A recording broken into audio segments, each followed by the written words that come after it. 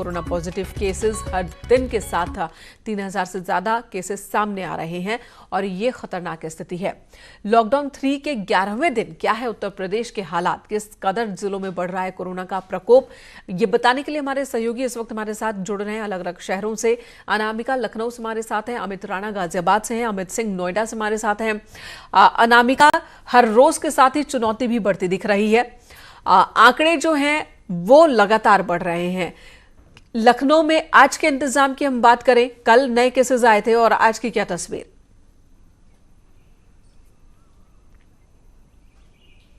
और देखिए मोनिका, अगर आज की बात की जाए तो आज भी 6 नए केसेस आए हैं, जिसमें से 2 महिलाएं हैं, 4 पुरुष हैं।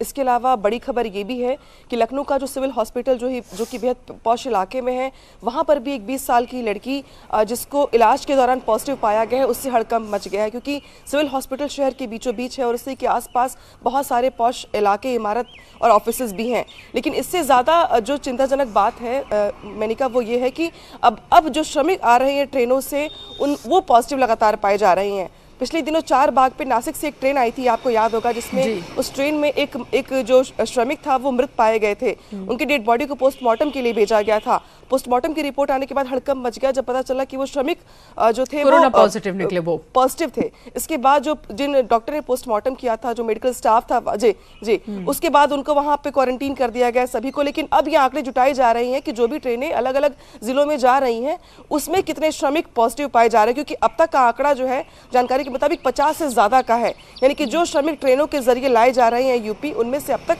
50 से ज्यादा श्रमिक पॉजिटिव पाए गए हैं। और ये सरकार के लिए बेहद चिंता का विषय है, क्योंकि हर मजदूर को क्वारंटीन करना बहुत ही बड़ी चुनौती का विषय है। और ये बहुत बड़ी चुनौती है। जो ट्रेन से जो श्रमिक आ रहे हैं उनका डेटा फिर भी सरकार के पास है और वो तुरंत उन तक पहुंच भी जाए शायद, हालांकि ये संख्या भी अपने आप में बहुत ज्यादा है और अलग अलग जगहों के, जिसकी वजह से चुनौती और बढ़ जाती है। दूसरी तरफ ऐसे भी लोग हैं जो अपनी गाड़ी से या किसी तरह से ट्रक से, ऑटो से, पैदल पहुंच रहे हैं और इनमें भी बड़ी संख्या में कोरोना पॉजिटिव लोग होंगे, खासकर जो महाराष्ट्र और गुजरात से आ रहे हैं। तो चुनौती बहुत ज्यादा बढ़ गई है, इसलिए सचेत रहने की ज्यादा जरूरत है और न सिर्फ सरकार प्रशासन को बल्कि हर एक इंसान को सचेत रहने की जरूरत है। अमित राणा गाजियाबाद से हमारे साथ जुड़े हैं। अमित, गाजियाबाद का हाल बताएं, यहां पर क्या सख्ती और बढ़ती जाएगी? क्योंकि मेरठ में हमने देखा वहां पर केसेस बिगड़े, जो टीम पहुंची उस टीम की रिपोर्ट के बाद अब वहां पर जो ढील दी गई थी उस ढील को खत्म कर दिया गया है। जी बिल्कुल, मैं आपको बताना चाहूंगा गाजियाबाद का जो सूरत हाल है वो यही है कि जिस तरीके से लगातार कोरोना के पेशेंट बढ़ रहे हैं, पिछले 1 हफ्ते की अगर मैं बात करूं तो तकरीबन 38 पेशेंट आ चुके हैं। अगर एक्टिव पेशेंट की गाजियाबाद में बात की जाए तो कुल मिलाकर संख्या 60 है अभी भी। वहीं सबसे ज्यादा चिंताजनक स्थिति बनी हुई है वो गाजियाबाद के खोड़ा इलाके की बनी हुई है। खोड़ा वो इलाका है जो कि दिल्ली, नोएडा और गाजियाबाद 3 इसकी सीमाएं लगती हैं।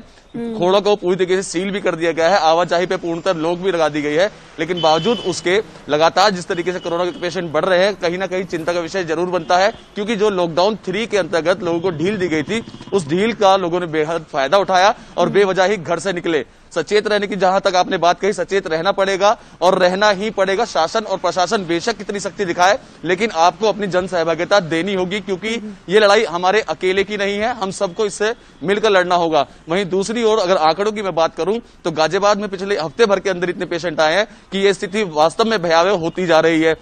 हालांकि खुशी वाली बात यह है कि अधिकांश पेशेंट, तकरीबन 83 पेशेंट यहाँ ठीक होकर अपने घर जा चुके हैं। लेकिन जिस तरीके से अब जो आवाजाही लोगों की चल रही है, रोड पे जो लोग बाग निकल रहे हैं, सोशल डिस्टेंसिंग का पालन नहीं कर रहे हैं, ये कहीं ना कहीं बीमारी को बढ़ाने की तरफ अपने पैर अग्रसर कर रहे हैं। जरूरत है इस पर ध्यान देने की। बीमारी को न्योता दे रहे हैं, प्रशासन को और परेशान कर रहे हैं। इस वक्त मुरादाबाद से फरीद शमशी हमारे साथ जुड़ चुके हैं। फरीद, बताएं मुरादाबाद का हाल। जी मेनका, मुरादाबाद में प्रशासन ने पहले थोड़ी ढील दी थी लोगों को कि कुछ खरीदारी कर लें, जो ठेले आते हैं, लेकिन लोगों ने उसका नाजायज फायदा उठाया, जिसके बाद प्रशासन ने सख्ती अब ज्यादा कर दी है। लोग बिना मास्क के सड़कों पर निकल रहे हैं। इसको लेकर जो प्रशासन और कुछ ग्रीन एरियो में छूट देने के बारे में सोच रहा था, अब उस पर भी प्रशासन ने पाबंदी लगा दी है। बहुत ज्यादा सख्ती की जा रही है। इस वक्त मैं कांट रोड पे खड़ा हूं। अभी मैंने, ये मेरे पीछे आप देखेंगे, ये पंजाब से हरियाणा से आने वाला रोड है। यहाँ से बराबर पैदल जो कामगार है वो आ रहे हैं, बाइक पर लोग आ रहे हैं उनसे, और यहाँ से बंगाल, बिहार और पूर्वी उत्तर प्रदेश की तरफ यहाँ से लगातार मजदूर कामगार जा रहे हैं। जी मेनका, जी बिल्कुल। तो एक तरफ तो हम बढ़ रहे हैं लॉकडाउन 4 की ओर, कहा जा रहा है कि लॉकडाउन 4 में और भी ज्यादा रियायतें होंगी और भी ज्यादा छूट होंगी, और दूसरी तरफ उत्तर प्रदेश में कई जगहों पर सख्ती बरती जा रही है। जो छूट अब तक दी जा रही थी वो भी हटानी पड़ रही है क्योंकि लोग समझ नहीं रहे हैं, शर्तों का पालन नहीं कर रहे हैं। अमित नोएडा से हमारे साथ है। नोएडा, लॉकडाउन 4 के लिए नोएडा तैयार है या यहां पर भी आने वाले दिनों में सख्ती दिखेगी बजाय इसके कि कुछ और ढील दी जाए?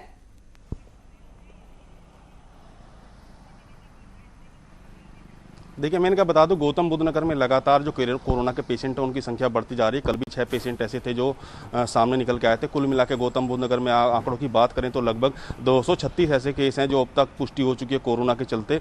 वहीं अगर रात की बात की जाए तो 143 ऐसे जो पेशेंट थे जो पूर्ण रूप से ठीक होकर अपने घर जा चुके हैं। वहीं अभी तक 90 ऐसे कोरोना के पेशेंट हैं जो अभी एक्टिव केस है, जिनका अलग अलग अस्पतालों में उपचार चल रहा है। वहीं गौतम बुद्ध नगर में अब तक कोरोना के चलते 3 लोगों की मौत भी हो गई है। आपको बता दूं कि गौतम बुद्ध नगर में जो सेक्टर 12 और सेक्टर 8 ऐसे इलाके थे जहां बड़े पैमाने पर कोरोना के पेशेंट निकले थे, जिसके चलते कल जो कैंटोनमेंट पूरे इलाके को सील कर दिया गया, पूरे के इलाके को बैरिकेड कर दी गई है। वहीं जो आपको बता दूं कि कल जो 6 पेशेंट कोरोना के एक्टिव जो पुष्टि हुई थी, तो उसमें एक डॉक्टर भी था जो एक निजी अस्पताल का डॉक्टर था। उसके चलते भी अस्पताल को भी सीज करने की जिला प्रशासन की तरफ से तैयारी की जा रही है। वहीं आपको बता दूं कि लॉकडाउन तो सख्ती से पालन किया जा रहा है, लेकिन गौतम बुद्ध नगर में जो मजदूर वर्ग है बड़े पैमाने पर पलायन कर रहा है, उसको रोकने के लिए जिला प्रशासन पे कोई ठोस जगह नहीं है, ठोस नियम नहीं है, कानून नहीं है। लगातार जो चोरी छुपे लगभग सैकड़ों की तादाद में कल भी जो यहाँ से मजदूर थे वो एक निजी कैंटर से गए थे, जिसमें पुलिस ने बॉर्डर पे उन्हें पकड़ लिया, फिर बाद में शेल्टर होम भेजा गया। तो शेल्टर होम की बात की जाए तो शेल्टर होम की खतरा लगातार बढ़ता हुआ दिख रहा है। धन्यवाद आप सभी का इस वक्त की पूरी जानकारी देने के लिए, अपडेट हम तक पहुंचाने के लिए।